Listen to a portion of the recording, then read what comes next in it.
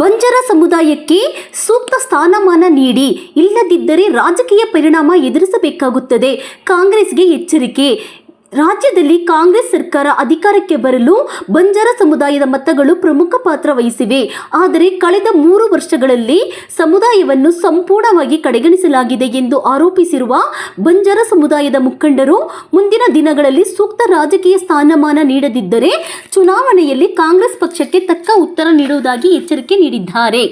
ವಿಜಯನಗರ ಜಿಲ್ಲೆ ಕೂಡ್ಲಿಗಿ ಪಟ್ಟಣದ ಪ್ರವಾಸಿ ಮಂದಿರದಲ್ಲಿ ಧೂಪದಹಳ್ಳಿ ತಾಂಡ ಮಠದ ಪ್ರಕಾಶ್ ಮಹಾರಾಜ ಸ್ವಾಮೀಜಿ ಅವರ ನೇತೃತ್ವದಲ್ಲಿ ಹಾಗೂ ತಾಲೂಕು ಬಂಜಾರ ಸಮುದಾಯದ ಅಧ್ಯಕ್ಷ ವಾಸುದೇವ ನಾಯಕ್ ಅವರ ಮುಂದಾಳತ್ವದಲ್ಲಿ ನಡೆದ ಪತ್ರಿಕಾಗೋಷ್ಠಿಯಲ್ಲಿ ಈ ಅಭಿಪ್ರಾಯ ವ್ಯಕ್ತವಾಯಿತು.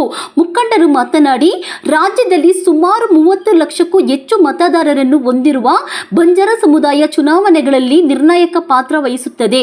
ಆದರೂ ಕಾಂಗ್ರೆಸ್ ಸರ್ಕಾರ ಸಮುದಾಯಕ್ಕೆ ಯಾವುದೇ ಮಹತ್ವದ ರಾಜಕೀಯ ಸ್ಥಾನಮಾನ ನೀಡದೆ ನಿರ್ಲಕ್ಷ್ಯ ತೋರಿದೆ ಎಂದು ಅಸಮಾಧಾನ ವ್ಯಕ್ತಪಡಿಸಿದರು.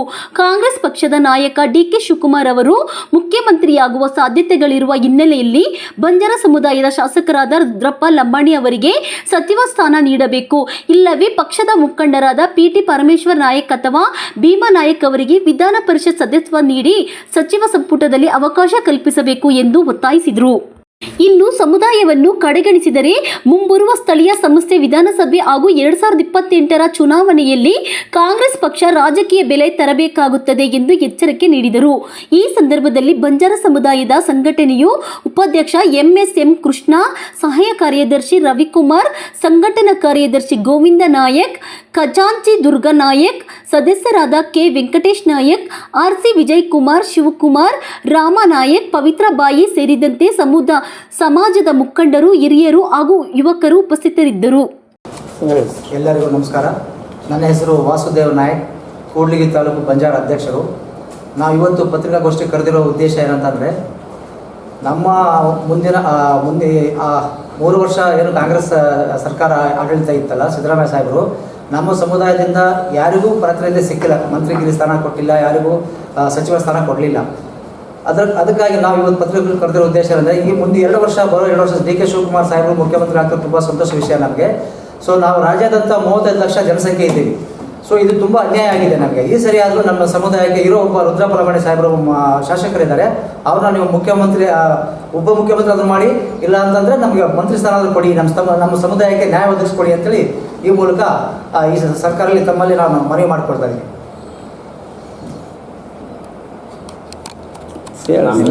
ನಾನು ವೆಂಕಟೇಶ್ ನಾಯ್ಕ ಅಂತೇಳಿ, ಕೂಡ್ಲಿಗಿ ತಾಲೂಕು, ವಿಜಯನಗರ ಜಿಲ್ಲೆ. ಹೋದ ಸರಿ ನಮಗೆಲ್ಲ ಭಾಳ ನಮ್ಮ ಸರ್ಕಾರದಲ್ಲಿ ಭಾಳ ಅನ್ಯಾಯ ಆಗಿದೆ. ಈ ಸರಿ ಆದರೂ ನಮ್ಮ MLA ಅವರಿಗೆ ಹಾಗೂ ನಮ್ಮ MLC ಮಾಡಿ ಈ ಸರ್ಕಾರದಲ್ಲಿ ಒಂದು ಸ್ಥಾನಮಾನ ಉಳಿಸ್ಕೊಡ್ಬೇಕಂತೇಳಿ ತಮ್ಮಲ್ಲಿ ಕೇಳ್ಕೊಳ್ತೇನೆ.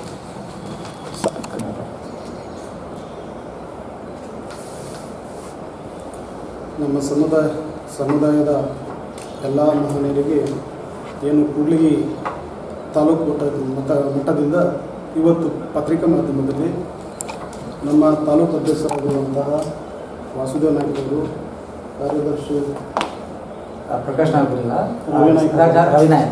ರವಿನಾಯ್ಕ ಅವರು, ಹಾಗೂ ಖಜಾನ್ಸಿ ನಮ್ಮ ದುರ್ಗಾ ನಾಯ್ಕ ಅವರು, ಹಾಗೂ ಸದಸ್ಯರು ಎಲ್ಲರೂ ಬಂದಿದ್ದರು. ಗೋವಿಂದ ಸಂಘಟನಾ ಕಾರ್ಯದರ್ಶಿ ವೆಂಕಟೇಶ್. ಇವತ್ತು ಮುಖ್ಯವಾಗಿ ಎಲ್ಲರಿಗೂ ಶರಣಾರ್ಥಿ.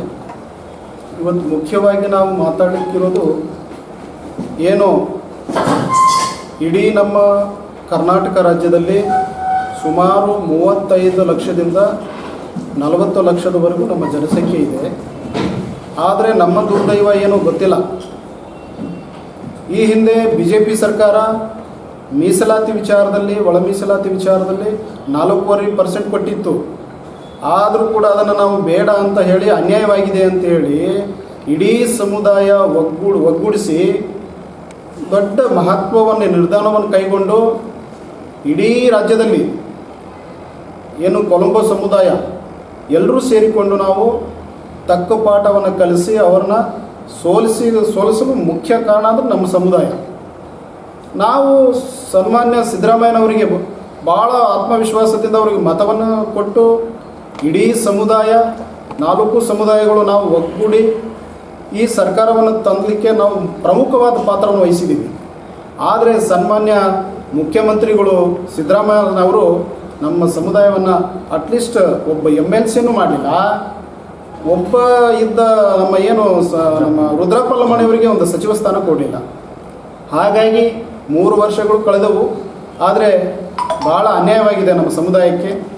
ಆದರೆ ಈಗ ಏನು ಮುಖ್ಯಮಂತ್ರಿ ಸ್ಥಾನವನ್ನು ಆ ಹುದ್ದೆಗೆ ಸನ್ಮಾನ್ಯ DK ಸಾಹೇಬರು ಮುಖ್ಯಮಂತ್ರಿ ಆಗ್ತಾ ಇರೋದು ಭಾಳ ನಮಗೆ ಸಂತೋಷಕರವಾದ ಸಂಗತಿ.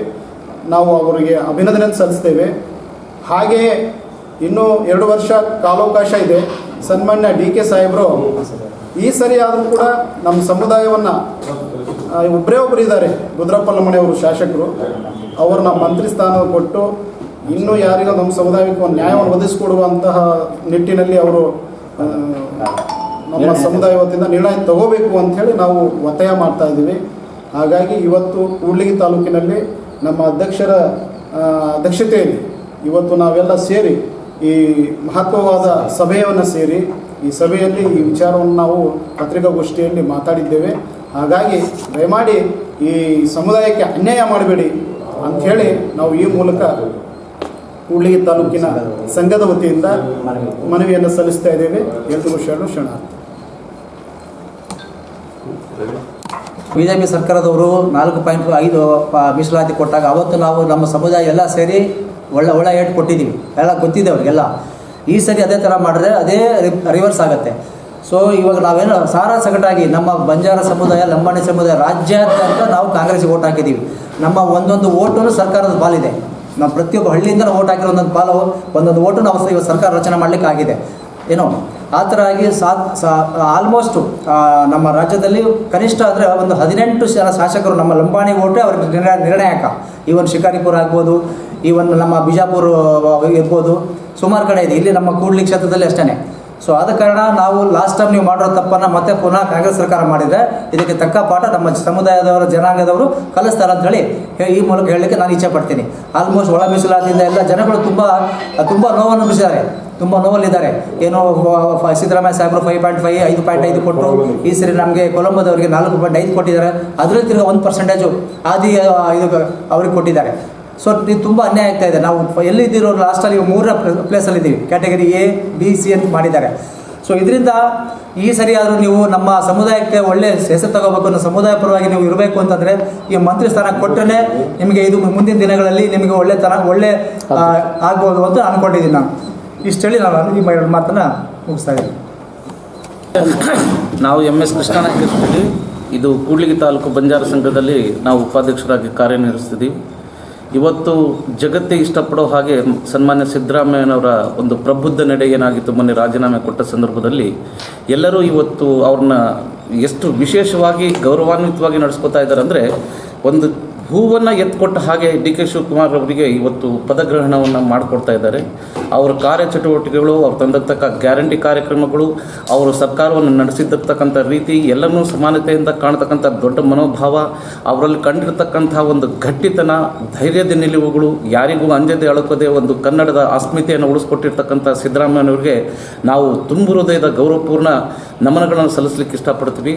ಆದರೆ ಅವರಲ್ಲಿ ಕೊರತೆ ಕಂಡು ಬಂದಿದ್ದು ನಮ್ಮ ಕೊಲಂಬೋ ಜಾತಿಯನ್ನು ನೆಗ್ಲೆಕ್ಟ್ ಮಾಡಿರೋದಕ್ಕೆ. ಆ ಒಂದು 2 ಜಾತಿಯನ್ನು ಅವರು ಮೇಲೆತ್ತಲಿಕ್ಕೆ ಹೋಗಿ ನಮ್ಮನ್ನು ತುಳಿತಾ ಇರೋದು ತುಂಬ ವಿಷಾದನೀಯ. ಇವತ್ತಾದರೂ ಈಗ ಬರ್ತಕ್ಕಂಥ ಸರ್ಕಾರ ಮನಗಂಡು ನಮ್ಮ ಈ ಕೊಲಂಬೋ ಸಮುದಾಯವೇನಿದೆಯಲ್ಲ, ಕೊರ್ಚ, ಕೊರಮ, ಲಂಬಾಣಿ, ಬೋ ಇವರೆಲ್ಲ ಇವ್ರನ್ನೂ ಕೂಡ ಒಂದು ಮೇಲ್ಮಟ್ಟದಲ್ಲಿ ಪರಿಗಣಿಸಿ ಇವತ್ತು ಕೂಡ ನಾವು ಕಬ್ಬಡಿಗೆ ಹೋಗ್ತೀವಿ, ಕಾಫಿ ಸಿಬಿಗೆ ಹೋಗ್ತಿದ್ದೀವಿ. ಇವತ್ತು ಕೂಡ ಭತ್ತ ನಾಟಿ ಮಾಡಬೇಕಾದ್ರೆ, ಕಬ್ಬು ಕಡಿಬೇಕಾದ್ರೆ ಸಣ್ಣ ಮಕ್ಕಳುಗಳನ್ನ ಕಾಲುವೆಗಳಲ್ಲಿ ಮಲಗಿಸಿ ಅವರು ಹಾವು ಕಚ್ಚಿ ಸತ್ರು. ನಮ್ಮ ಹೆಣ್ಮಕ್ಳ ಮೇಲೆ ಲೈಂಗಿಕ ದೌರ್ಜನ್ಯ ನಡೀತಕ್ಕಂಥದ್ದು ನಮ್ಮಲ್ಲೂ ತುಂಬ ಕಡುಬಡತನವಿದೆ. ಕೆಲವು ಜನ ಬೆಳವಣಿಗೆಯಷ್ಟು ಪ್ರಗತಿಯನ್ನು ಸಾಧಿಸಿದರೆ ಇಡೀ ಜನಾಂಗವೇ ಪ್ರಗತಿ ಸಾಧಿಸಿದೆ ಅಂತ ಹೇಳಿ ತಪ್ಪಾಗಿ ಅರ್ಥ ಮಾಡ್ಕೊಳ್ಬೇಡಿ. ಸರ್ಕಾರ ನಮ್ಮ ಕಡೆನೂ ಗಮನ ಹರಿಸ್ರಿ. ಇವತ್ತು ಒಡ್ರು ಕೂಡ ಇವತ್ತು ಬೆಟ್ಟ ಕಡಿಲಿಕ್ಕಂತೆ, ಮಣ್ಣಗಿಲಿಕ್ಕಂತೆ, ಕಾಫಿ ಸೀಮೆಲಂತೆ ಅವ್ರು ಎಲ್ಲ ಕಡೆಯೂ ಕಷ್ಟಪಡ್ತಾ ಇದ್ದಾರೆ. ಎಲ್ಲ ಸಮುದಾಯದವರಿಗೂ ಕಷ್ಟ ತಪ್ಪಿದ್ದಲ್ಲ, ಯಾರಿಗೂ ಒಂದು ಸ್ಥಿರತೆಯ ಬದುಕನ್ನು ಯಾವ ಸರ್ಕಾರನೂ ಕಟ್ಕೊಟ್ಟಿಲ್ಲ. ಅಂಥದ್ರಲ್ಲಿ ಸಿದ್ದರಾಮಯ್ಯ ನಡೆ ಬಹಳ ಪರಿಪೂರ್ಣವಾಗಿತ್ತು. ಅವ್ರು ಇನ್ನೂ 2 ವರ್ಷ ಮುಂದುವರಿದ್ರೆ ಇನ್ನೂ ಚೆನ್ನಾಗಿರ್ತಿತ್ತು. ಇನ್ನು ಸಕಲ ರೀತಿಯಿಂದ ಸರ್ಕಾರ ಮತ್ತು ಸಮಾನತೆಗಾಗಿ ನಮ್ಮ ಜನರನ್ನ ಮೇಲ್ಮಟ್ಟಕ್ಕೆ ಏರಿಸ್ತಕ್ಕಂಥ ಪ್ರಯತ್ನವನ್ನು ಅವರು ಬಹಳ ಕಟ್ಟುನಿಟ್ಟಾಗಿ ಪಾಲಿಸ್ತಾ ಇದ್ದರು ಅಂತಕ್ಕಂಥ ಆಶೆ ಇತ್ತು. ಆದರೆ ಇವತ್ತು ಹೈಕಮಾಂಡ್ ತೀರ್ಮಾನಕ್ಕೆ ಎಲ್ಲೋ ತಲೆಬಾಗಬೇಕಾಗತ್ತೆ. ನಾವು ಈ ಪಕ್ಷದಿಂದ ನಮ್ಮ ಹೆಣ್ಮಕ್ಳಿಗೆ ಬಳ್ಳಾರಿ ಜಿಲ್ಲಾ ಪಂಚಾಯತಿ ಅಧ್ಯಕ್ಷ ಸ್ಥಾನ ಕೂಡ ನಾವು ಅನುಭವಿಸಿದ್ದೀವಿ. ನಾನು ಒಬ್ಬ ಬ್ಲಾಕ್ ಕಾಂಗ್ರೆಸ್ ಕಮಿಟಿ ಅಧ್ಯಕ್ಷನಾಗಿ ಕಾರ್ಯನ 3 ವರ್ಷ ನಿರ್ವಹಿಸಿದ್ದೀನಿ. ನಾನು ಈ ಪಕ್ಷಕ್ಕೆ ತುಂಬ ಪ್ರಾಮಾಣಿಕವಾಗಿ ಕೆಲಸ ಮಾಡಿದ್ದೀನಿ. ಪಕ್ಷವನ್ನು ಕಟ್ಟೋದರಲ್ಲಿ, ಪಕ್ಷವನ್ನು ಬೆಳೆಸೋದರಲ್ಲಿ, ಸಂಘಟನೆ ಮಾಡೋದರಲ್ಲಿ ನಾನು ಪೂರ್ಣ ಪ್ರಮಾಣದ ಪರಿಶ್ರಮವನ್ನು ಹಾಕಿ ಪಕ್ಷವನ್ನು ಇವತ್ತು ನಮ್ಮ ಕೂಡ್ಲಿಗಿ ಕ್ಷೇತ್ರಕ್ಕೆ ಕಾಂಗ್ರೆಸ್ MLA ತಂದುಕೊಡಲಿಕ್ಕೆ ನನ್ನದು ಕೂಡ ಬಹಳಷ್ಟು ಪರಿಪೂರ್ಣ ಹೋರಾಟ ಇದೆ.